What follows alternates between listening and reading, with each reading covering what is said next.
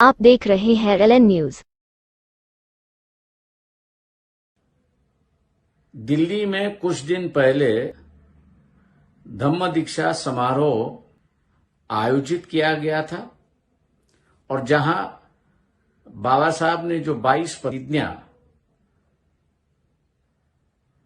का पठन हुआ और जो दीक्षित होना चाहते थे उन्होंने एक दूसरे को आश्वासित किया कि हम अपनी जिंदगी इस 22 प्रतिज्ञा के मुताबिक इसके बाद जिएंगे।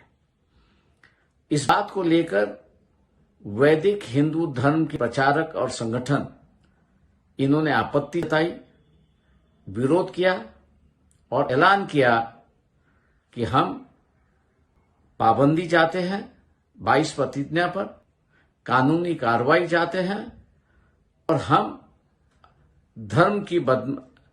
धर्म की जो आलोचना हो रही है उसको हम मुंह तोड़ा जवाब देंगे।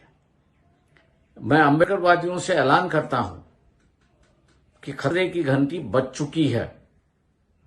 वैदिक हिंदू धर्म के प्रचारक ने जो कहा है उसको बड़ी गंभीरता से ले लीजिए। गुजरात के चुनाव तक केंद्र सरकार, राज्य सरकार कुछ नहीं करेगी, लेकिन जैसे ही गुजरात के चुनाव का नतीजा आता है, केंद्र सरकार, राज्य सरकार 22 प्रतिज्ञाओं पर पाबंदी लाने की सिर्फ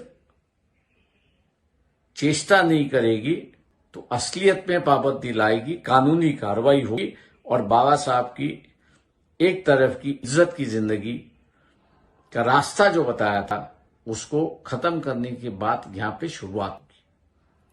5 नवंबर को नांदेड़ में धम्म सम्मेलन आयोजित किया गया है। मैं तमाम अम्बेडकरवादियों से ऐलान करता हूं कि इस धम्म सम्मेलन को सफल बनाने के लिए लाखों की संख्या में आप उपस्थित रहिए और